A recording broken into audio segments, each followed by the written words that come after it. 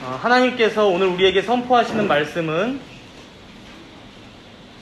이사야 30장 18절에서 26절까지의 말씀입니다.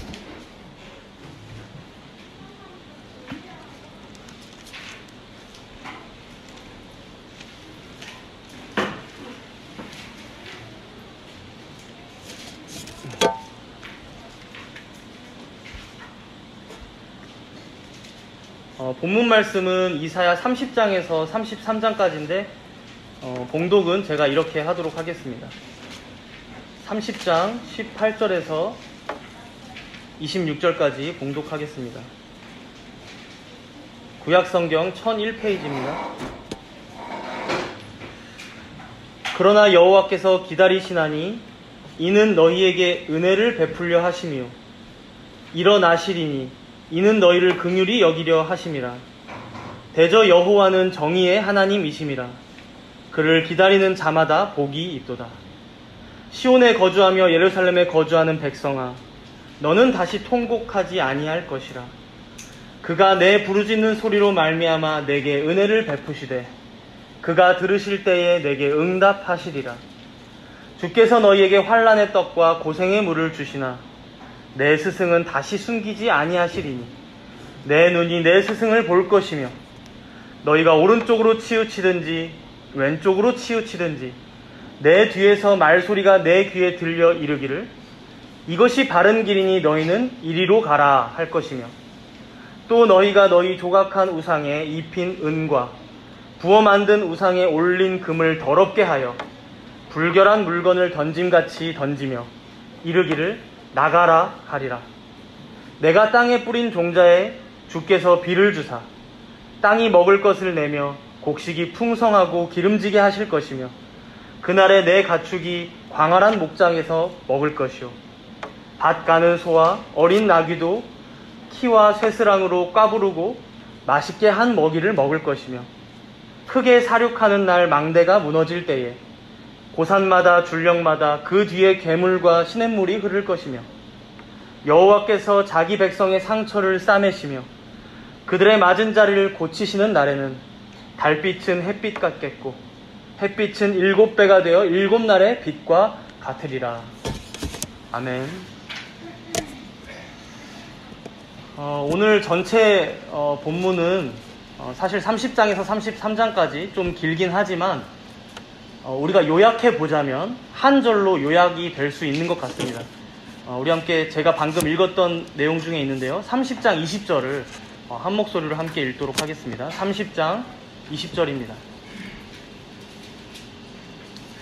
주께서 너희에게 환난의 떡과 고생의 물을 주시나 내 스승은 다시 숨기지 아니하시리니 내 눈이 내 스승을 볼 것이며. 여러분도 잘 아시다시피 떡과 물은, 그러니까 밥과 물은 우리 일상생활에서 없을 수 없는 것이죠. 우리는 매일 삼시세끼를 먹고 또 물은 매번 마셔주지 않으면 금방 목이 말라옵니다. 그런데 그런 떡과 물을 무엇이라고 말씀하시냐면 환난의 떡과 고생의 물이다. 그렇게 우리에게 환난과 고생이 주어진다라고 말씀하십니다. 그만큼 우리 인생 가운데 이 환난과 고생은 도저히 뗄래야 뗄 수 없고 그리고 피한다고 해서 피해지지 않는다는, 반드시 필연적으로 주어진다는 삶의 내용이라고 지금 설명하고 계십니다. 우리가 계속해서 이사야 배경에 대해서 들어왔지만 이사야 선지자가 이 말씀을 남유다에 선포할 때에는 이미 북쪽에 있는 북이스라엘은 아수르에게 멸망당했을 때이고 그리고 남유다마저도 이미 많은 영토가 아수르에게 점령당했을 뿐만 아니라 예루살렘 성 전체를 포위하고 있던 때였습니다. 우리가 다음 주에 이제 36장 말씀부터 살펴보겠지만 완전히 둘러싸여서 무엇인가 할 수 없는 지경에까지 이르렀습니다. 그야말로 아수르라는 강대국 앞에서 이 북이스라엘 남유다뿐만이 아니라 모든 열국들이 이미 굴복하는 중이었고 그런 와중에 이제 남유다가 취할 수 있는 마지막 대안, 유일한 대안이 있었다면 그나마 저기 남쪽에 위치해 있던 전통적인 강호였던 그 애국, 이집트에게 의지한 것뿐이었습니다. 도움을 요청하는 것이죠. 앞에선 강대국이 쳐들어오고 그러니 뒤에 있는 애굽에게 의지할 수밖에 없는 이런 형국. 이런 형국을 우리가 가만히 들여다보고 생각해보면 마치 우리네 인생들이 딱 이렇지 않나 싶습니다. 그래도 교회 다니고 신앙생활 한다는 우리만 생각해봐도 여러분들 중에 누가 세상을 의지하며 살아가고 싶으시겠습니까? 하나님을 더 의지하고 싶고 하나님 말씀에 순종하고 싶고 마땅히 성도들이라면 그런 마음이 들 것입니다. 그러나 결국 우리의 인생이 어떠한가? 마치 환란의 떡을 먹는 것처럼, 고생의 물을 마시는 것처럼 항상 어떤 문제와 위기가 끊이지 않는 것은 저 아수르와 같은 강성한 세력이 우리를 항상 힘들게 할 뿐만 아니라 그 대안으로, 그 유일한 대안으로 우리 눈에 보이는 것조차도 하나님이 아닌 애굽만이 우리 눈에 보인다는 것입니다. 결국 세상이 말하는 어떤 힘, 그것이 권세이든 돈, 물질이든 어떤 조건이든 어떤 환경이든 그것이 없으면 이 세상을 내가 살아가지 못할 것이라는 위기감, 생존하지 못할 것이라는 어떤 위협, 혹은 이 위기감을 내가 잘 넘겨본다 하더라도 여러분 각자에게 가장 약한 그 부분이 저 강성한 세력과 같은 세상을 통해서 공략되는 방식으로, 그것이 나의 어떤 연약함이든 나의 죄성이든 어떠한 특출난 부분에 나의 부족함이든 혹은 나의 상처나 어떤 트라우마든 어떤 것이든 내 인생을 힘들게 하는 무엇인가가 우리 인생 가운데는 반드시 가시처럼 주어진다는 것입니다. 오늘 말씀에서는 딱 이런 한계 속에서 남유다가 겪고 있는 처절한 현실이 묘사되고 있는데요. 우리 함께 본문 30장 1절에서 5절을 보도록 하겠습니다. 30장 1절에서 5절입니다. 제가 읽도록 하겠습니다. 본문 30장 1절에서 5절입니다. 눈으로 보십시오. 여호와께서 이르시되 패역한 자식들은 화 있을진저 그들이 계교를 베푸나 나로 말미암지 아니하며 맹약을 맺으나 나의 영으로 말미암지 아니하고 죄에 죄를 더하도다. 그들이 바로의 세력 안에서 스스로 강성하려 하며 애굽의 그늘에 피하려 하여 애굽으로 내려갔으되 나의 입에 묻지 아니하였도다. 그러므로 바로의 세력이 너희의 수치가 되며 애굽의 그늘에 피함이 너희의 수욕이 될 것이라. 그 고관들이 소안에 있고 그 사신들이 하네스에 이르렀으나 그들이 다 자기를 유익하게 하지 못하는 민족으로 말미암아 수치를 당하리니 그 민족이 돕지도 못하며 유익하게도 못하고 수치가 되게 하며 수욕이 되게 할 뿐입니다. 여러분, 하나님의 백성이라는 자들이 어떻게 살고 있습니까? 1절에 보시면 하나님의 영을 따라 살지 않고 있습니다. 죄에 죄만을 더하고 있습니다. 하나님의 입에 묻지 않습니다. 2절에 보면 애굽의 그늘에만 피하려고 합니다. 그러나 결론은 무엇입니까? 결국 그러한 바로의 세력이, 애굽의 도움이 우리에게 수치만 될 뿐이다 라고 말씀합니다. 전혀 우리 인생에 유익이 되지 않는다라는 말씀입니다. 우리가 이러한 인생을 살다 보면 우리는 결국 한 가지 진리를 깨닫게 됩니다. 모든 사람이 죄를 범하였음에 하나님의 영광에 이르지 못한다는 것. 의인은 없나니 한 사람도 없다는 것. 어쩌면 우리가 이사야 선지자의 말씀을 통해서 또 당시 이스라엘 백성들의 행태를 통해서 지겹도록 듣게 되고 그리고 깨닫게 되는 내용이 사실 이 내용이라는 것입니다. 전적으로 타락한 죄인들의 모습이 어떠한가? 그런 인생들의 한계가 어떠한가라는 것이죠. 그런데 그것을 8절에 하나님께서는 이렇게 말씀하시는데요. 우리 30장 8절을 함께 읽도록 하겠습니다. 30장 8절입니다. 이제 가서 백성 앞에서 서판에 기록하며 책에 써서 후세에 영원히 있게 하라. 우리가 방금도 읽어봤지만 하나님께서는 무슨 당시에 뛰어난 왕의 이야기라던가 어떤 장수의 이야기, 그런 영웅의 서사를 지금 적으라고 말씀하시지 않습니다. 오히려 하나님 없이 살아가는 인생들이 어떠한지, 혹은 하나님의 백성들이라 할지라도 각자가 감당해야 하는 인생들이 얼마나 고단하고 때로는 처참하며 그렇게 환난의 떡과 고생의 물을 먹고 마실 수밖에 없는 인생인지를 서판에 기록하여 후세들도 영원히 알게 하라고 말씀하십니다. 사랑하는 여러분, 우리가 인생을 살아가다 보면 느끼게 되는 것이지만 결코 인생은 아름답지 않습니다. 고난과 환난의 연속이요, 어떤 시험들 앞에서의 인내가 우리가 할 수 있는 유일한 방책일 때가 너무나도 많습니다. 하나님께서는 이런 인류의 역사들을 통해, 그리고 이런 우리의 인생의 과정들을 통해 결국 깊은 진리를 우리 마음속에 새기게 하시는데, 이런 죄인된 인생들 가운데에는 결단코 소망이 없다는 것입니다. 결단코. 우리로부터 나올 만한 어떤 희망도, 어떤 장밋빛 미래도 없다는 것입니다. 우리는 모두가 행복하길 원하고, 인생의 어느 지점에 이르면 내가 한번 만족해볼까, 그렇게 생각하며 시도하며 살아갈지 모르지만, 우리가 계속해서 배우게 될 것은 오늘 본문 7절에서 한번 보십시오, 여러분. 7절 앞부분에 나오죠. 애굽의 도움은 헛되고 무익할 뿐이라는 사실입니다. 그래서 결국 우리가 우리의 눈을 들어 하늘을 보지 않는 이상, 하늘 보자 우편에 좌정하사 지금도 이 세상을 통치하고 계시고 장차 오신다 말씀하신 그 왕을 바라보지 않으면 우리에겐 그 어떤 희망도 없다는 것입니다. 이것을 본문 18절에서는 이렇게 말씀하는데요. 우리 18절을 함께 읽도록 하겠습니다. 30장 18절입니다. 그러나 여호와께서 기다리시나니 이는 너희에게 은혜를 베풀려 하시며 일어나시리니 이는 너희를 긍휼히 여기려 하심이라. 대저 여호와는 정의의 하나님이심이라. 그를 기다리는 자마다 복이 있도다. 우리가 인생을 살아가면서 절감하는 부분이지만 이 땅에는 그 어떠한 정의도 공의도 없습니다. 이 세상은 결코 진리를 담아낼 수도 없고요, 양산해낼 수도 없고 더 발전시킬 수도 없습니다. 그렇게 우리가 궁극적으로 바라볼 수 있는 소망은 어디에 있는가? 하늘에 있고, 우리가 할 수 있는 유일한 것은 무엇인가? 여기서 말씀하듯이 기다리는 것입니다.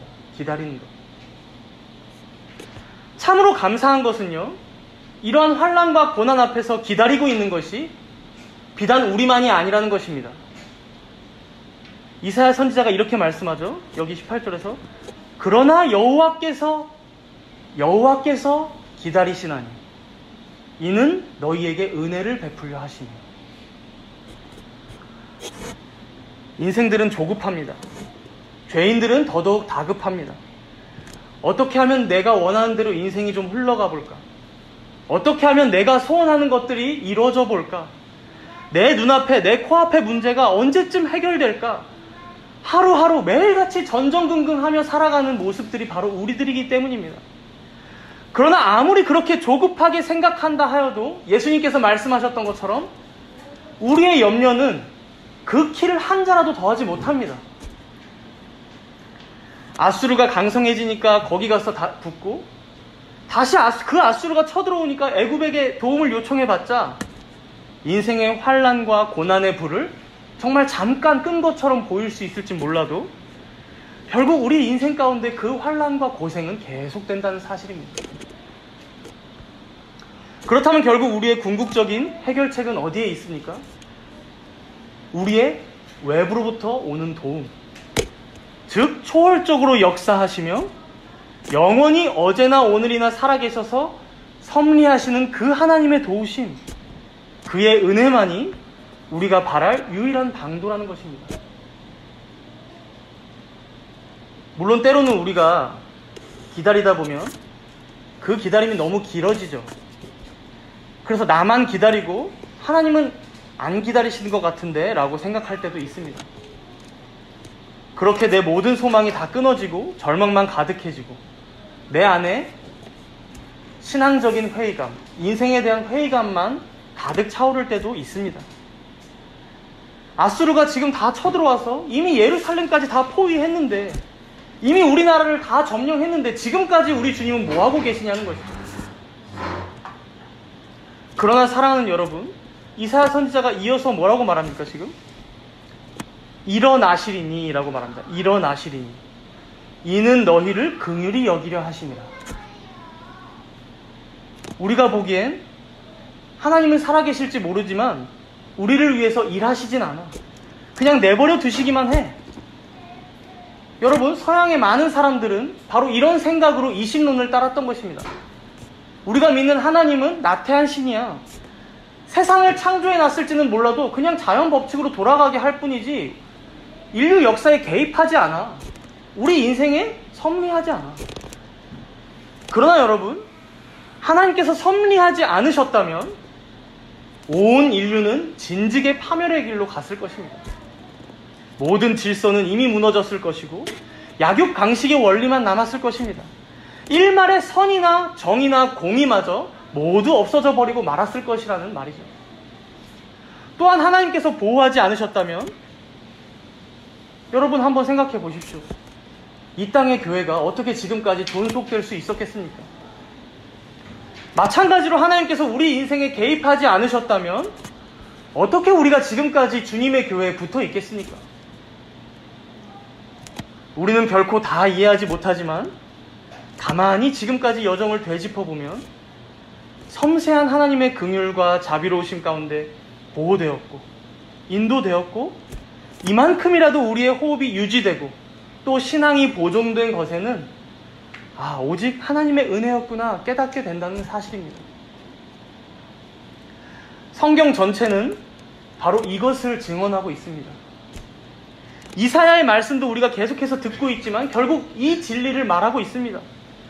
끊임없이 매일같이 죄에 죄를 더하는 이스라엘 백성들이 있는데 끊임없이 매일같이 매 순간순간마다 이들에게 은혜를 베푸시는 하나님이 계시다는 사실입니다. 이들을 이끌고 계시고 그렇게 쉬지 않고 일하고 계시는 하나님의 열심을 말씀하고 있는 것입니다. 그렇게 18절 후반부에 여러분 한번 보십시오. 18절 후반부에 이사야 선지자가 이렇게 말하죠. 대저 여호와는 정의의 하나님이심이라. 그를 기다리는 자마다 복이 있도다.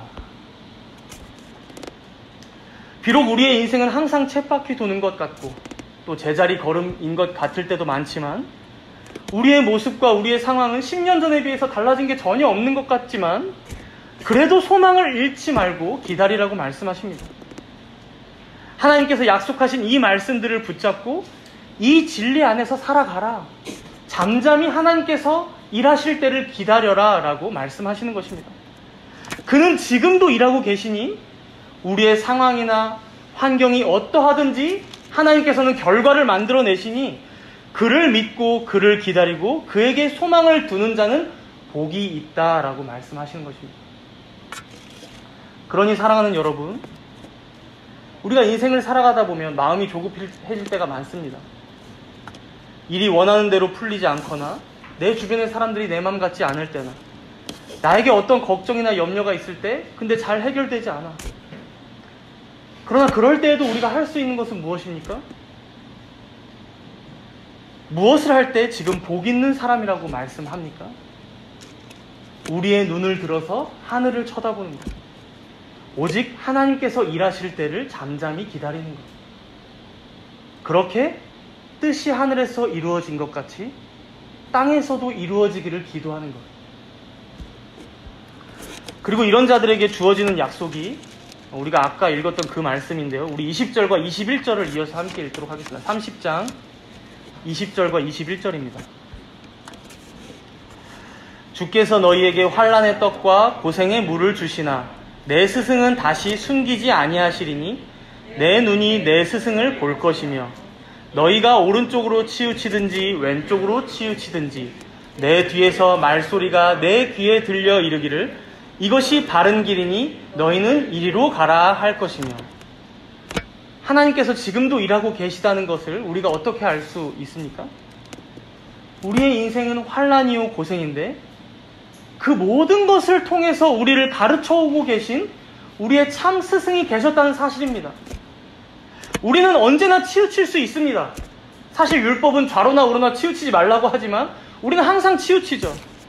지난주 말씀처럼 술에 취해 비틀댈 때도 있습니다.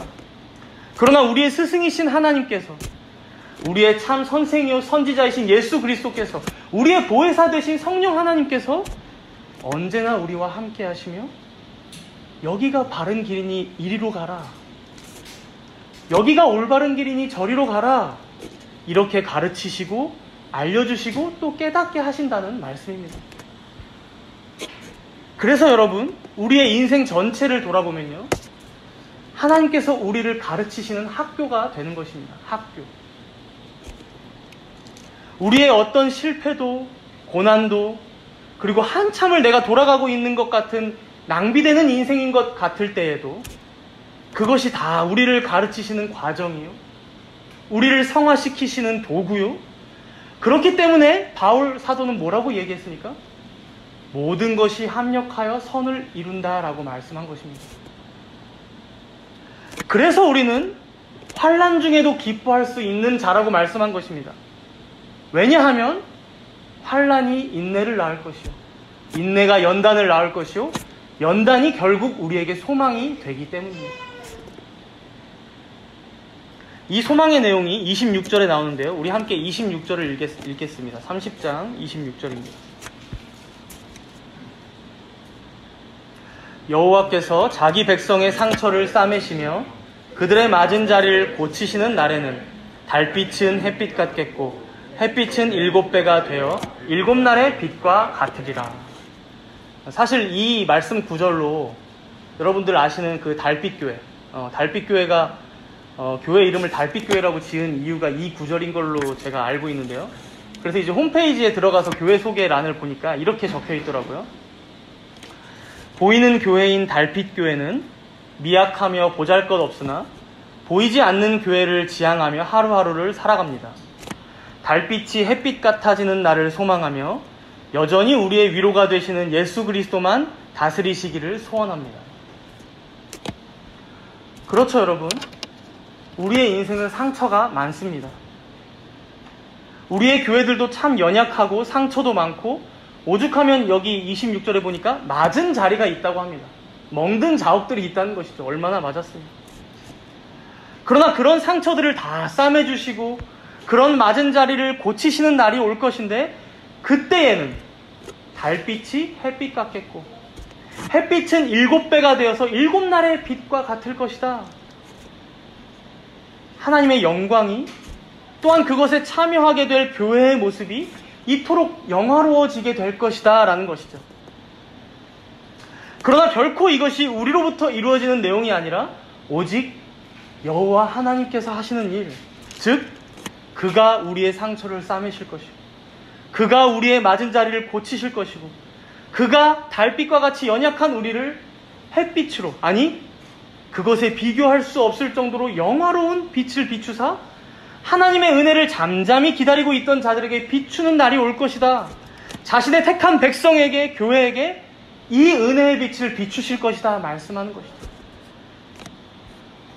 이 말씀이 31장 3절에서 6절에 보면 이렇게 말씀하고 있는데요, 우리 31장 3절에서 6절을 쭉 이어서 함께 읽도록 하겠습니다. 3절에서 6절입니다. 애굽은 사람이요 신이 아니며 그들의 말들은 육체요 영이 아니라 여호와께서 그의 손을 펴시면 돕는 자도 넘어지며 도움을 받는 자도 엎드러져서 다 함께 멸망하리라. 여호와께서 이같이 이르시되 큰 사자나 젊은 사자가 자기의 먹이를 움키고 으르렁거릴 때에 그것을 치려고 여러 목자를 불러왔다 할지라도 그것이 그들의 소리로 말미암아 놀라지 아니할 것이요 그들의 떠들므로 말미암아 굴복하지 아니할 것이라. 이와 같이 나 만군의 여호와가 강림하여 시온산과 그 언덕에서 싸울 것이라. 새가 날개치며 그 새끼를 보호함같이 나 만군의 여호와가 예루살렘을 보호할 것이라. 그것을 호위하며 건지며 뛰어넘어 구원하리라 하셨느니라. 이스라엘 자손들아, 너희는 심히 거역하던 자에게로 돌아오라. 아멘. 3절에 보시면 애굽은 사람이요 신이 아니며 그의 말들은 육체요 영이 아니라. 결국 우리가 우리 수준에서 바라게 되고 의지하게 되는 것들, 어느새 나도 모르게 기대하고 있던 것들은 신이 아니다. 죄가 가득한 육체들일 뿐이다. 세상의 모든 선한 것이, 모든 은총이 어디로부터 나오느냐? 오직 여호와 하나님께로부터 나온다라고 말씀합니다. 이러한 창조주와 피조물의 무한한 차이를 인정하고, 그러니 모든 것을 인간에게 기대지 말고, 이 땅에 기대지 말고, 우리의 어떤 방법에 소망을 걸지 말고 오직 하나님만 바라보라고 말씀하는 것입니다. 그러면서 하나님의 백성인 우리를 격려하면서 하나님 자신을 지금 무엇에 비유하고 계십니까? 4절에 보시면 크고 젊은 사자, 마치 강한 사자가 자신의 먹이를 콱 틀어잡았을 때 으르렁거리면서 누구에게도 그것을 빼앗기지 않는 것처럼 그렇게 자기 백성을 보호하시고 결코 누구에게 빼앗기지 않을 것이다 라고 말씀하는 거예요.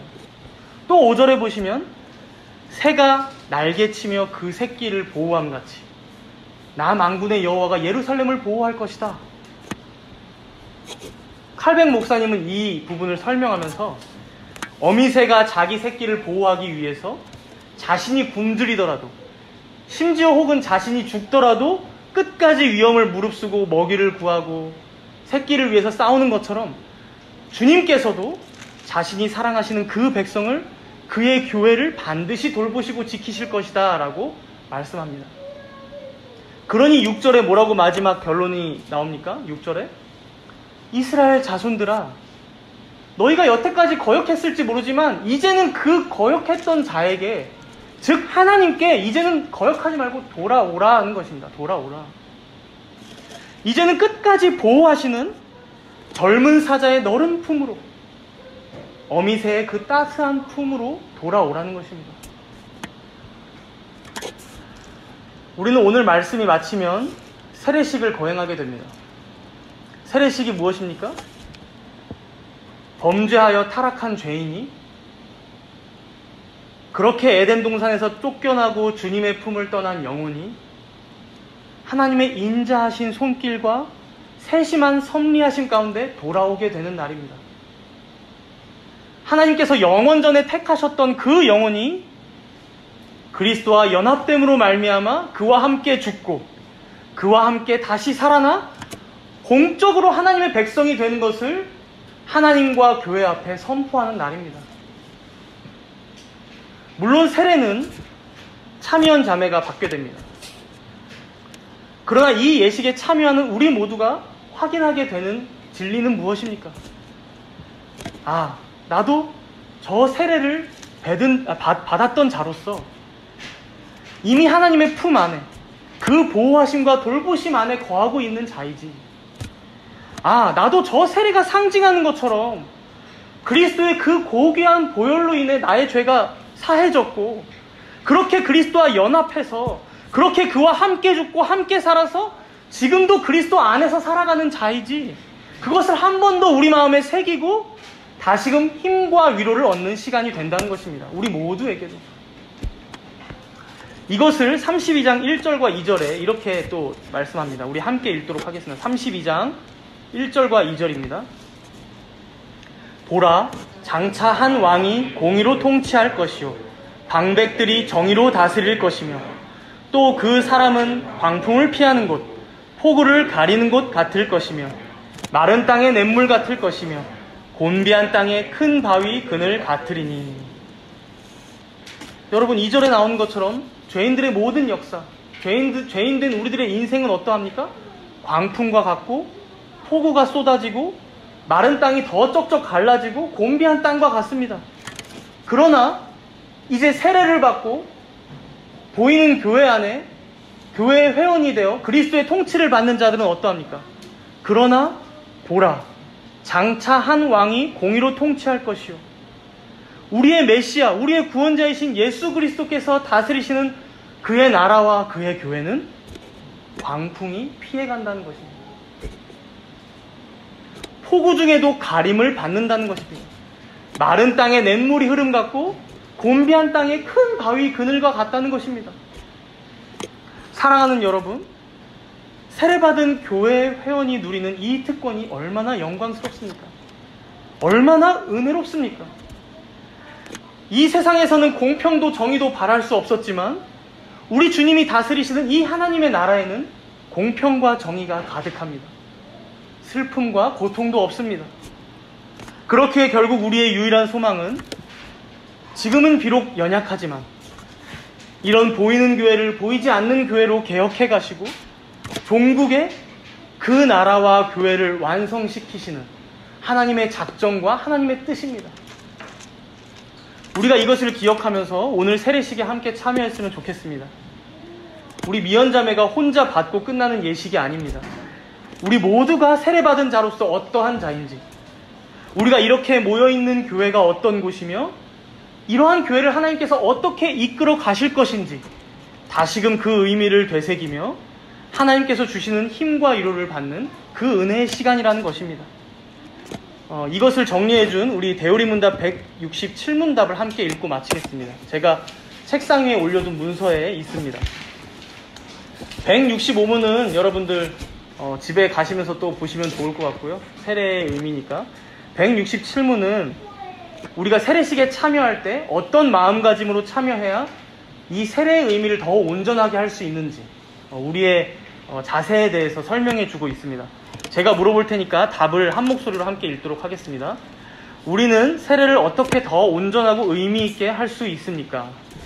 필요하지만 매우 소홀히 되어 있는 세례를 더 온전하고 의미 있게 하는 의무는 우리의 평생에 걸쳐 행해야 하는데, 특별히 시험을 당할 때와 다른 사람들이 세례를 받는 자리에 우리가 참석했을 때 행해야 합니다.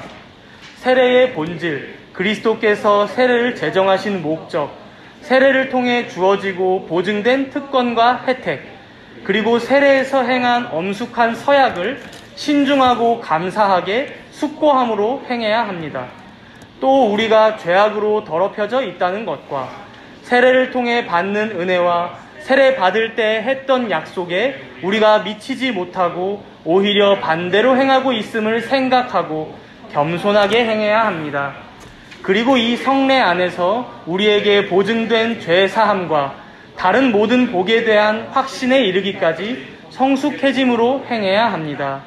또한 죄를 죽이고 은혜를 소생시키기 위해 우리에게 세례를 주신 그리스도의 죽음과 부활로부터 힘을 얻음으로써 행해야 합니다. 또 믿음으로 살기를, 그리스도께 자신들의 이름을 드린 자들로서 거룩하고 의로운 삶을 살기를, 그리고 한 성령으로 세례를 받아 한 몸을 이룬 자들로서 형제 사랑하는 것을 노력함으로써 행해야 합니다.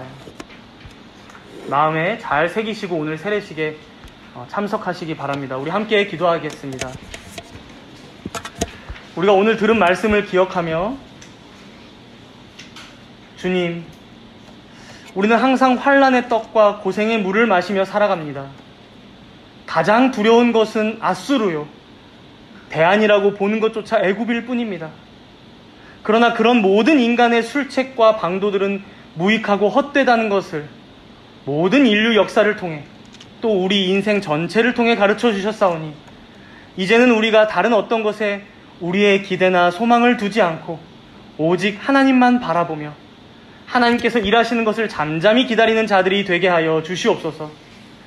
또 그런 복된 자들로 우리를 불러주셨음을 기억하며 감사하며 나아갑니다. 우리의 상처를 싸매시고 맞은 자리를 고치시며 자신의 교회를 돌보사 보존하시고 지키시는 하나님을 바라보며 우리의 그늘 되시는 하나님께로 회개하며 돌이키는 우리 모두가 되게 하여 주시옵소서. 우리 이렇게 함께 잠시 동안 회개와 감사의 기도로 간구하도록 하겠습니다.